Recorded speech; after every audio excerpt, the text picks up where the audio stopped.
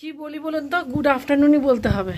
Good evening মানে good morning আর বলা হচ্ছে না। তার কারণ হচ্ছে ওই একই কথা। আজকে আবার আমি করেছিলাম হেনা। ওই যখন জবা ফুল গাছটা তুলছিলাম তখন আমার মাথায় ছিল এক গাদা হেনা। এবার সেই অবস্থা আপনাদেরকে কি বলবো যে গুড মর্নিং আমি আজকে চুলে হেনা করেছি, কি বিচ্ছিরি লাগে দেখতে। তো যাই হোক, একটা ভালো খবর কানে এলো, সেটা হচ্ছে আমার মেয়েদেরও বোধহয় স্কুল 22 তারিখে ছুটি পড়ে যাবে। এবং এখানে যে আরেকটি স্কুল আছে ওটাও ইংলিশ মিডিয়ামই, তো সেখানে ঘোষণা করে দিয়েছে যে সোমবার থেকে ছুটি পড়ে যাবে। আমার মেন চিন্তার যেটা কারণ ছিল সেটা হচ্ছে আমার মেয়ের চোখটা নিয়ে। এত হিটে ওর অ্যালার্জিটা খুব পরিমাণ বেড়ে যাচ্ছে। ড্রপ তো চলবেই, সেটা ডাক্তার বলে দিয়েছে 18 বছর অবধি ড্রপ চলবে এবং এই জিনিসটা চলতেই থাকবে।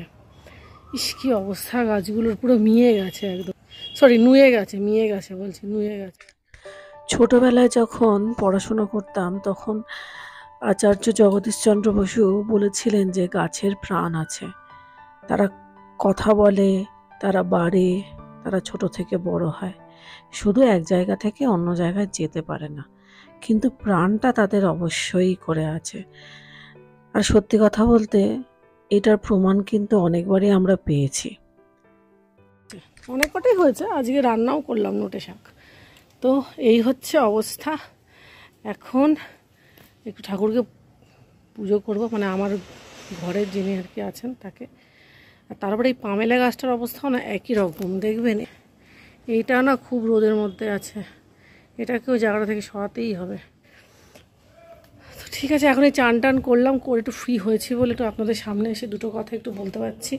নেটওয়ার্কের সমস্যাটা একটু কেটেছে, আমি বুঝতে পারছি না কী হচ্ছে, মানে খুব বাজে রকমের নেটওয়ার্ক প্রবলেম।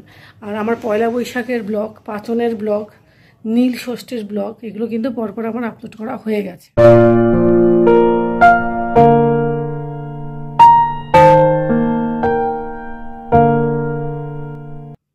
আমাদের কারেন্ট নেই,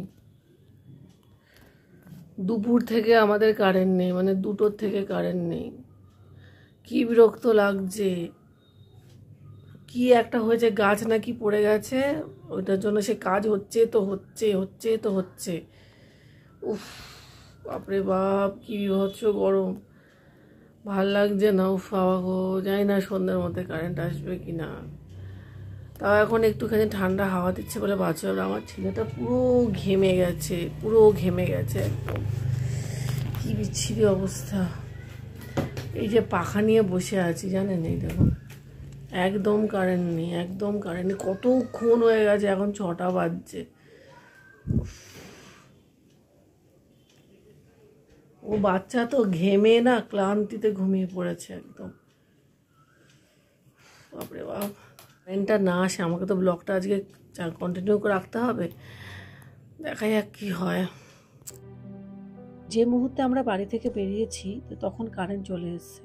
তো এখন গিয়েছিলাম আমার 2 হাজব্যান্ডের 2 বান্ধবীর বাড়িতে, এবং সেখান থেকে তাদেরকে নেমন্তন্ন করে আমরা বেরিয়ে পড়েছি। তাদের বাড়িতে কোনো ব্লগ আমি করিনি, তার কারণ বন্ধুরা প্রত্যেকেরই একটা প্রাইভেট স্পেস আছে, সবাই তো আর নাই চাইতে পারে তাদের প্রাইভেট জায়গাটা প্রকাশ্যে আসুক।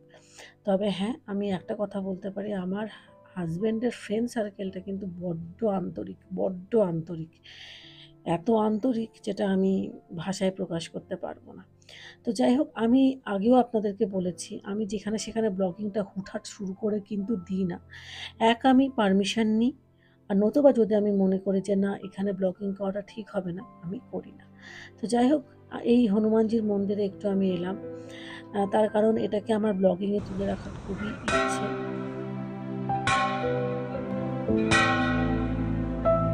আমি যখন এই মন্দিরে গেছি তখন রামনবমী পেরিয়ে গেছে, তারপরেই গেছি এবং গিয়ে দেখছি যে হনুমানজিকে খুব সুন্দরভাবে সাজানো হয়েছে এবং তার মাথায় লেখা জয় শ্রীরাম, আর প্রচুর প্রদীপ জ্বালানো একটি গাছের গুঁড়িতে, এবং এই গাছকে কেন্দ্র করেই পুরো মন্দিরটা গড়ে উঠেছে। এটা একটা লিলুয়ার মধ্যেই, এটা একটা ফ্ল্যাটের কমপ্লেক্সের মধ্যেই মন্দিরটা। আমার বড় ভালো লেগেছে। আর সবথেকে ভালো লেগেছে কোনটা বলুন তো, এই গাছটাকে না কেটে এরা যে এই পুরো মন্দিরটা এই গাছটাকে ঘিরে তৈরি করেছে। এইরকমই হওয়া উচিত। বাড়ি করতে গেলে কেন যে আমরা গাছ কেটে ফেলি, এটাই বড় দুঃখজনক। তো যাই হোক বন্ধুরা, আমার আজকের দিনের ব্লগটা আমি এখানেই শেষ করছি। সবাই ভালো থাকবেন, সবাই সুস্থ থাকবেন। যদি আমার ব্লগ এতটুকু আপনার ভালো লেগে থাকে সাবস্ক্রাইব করুন।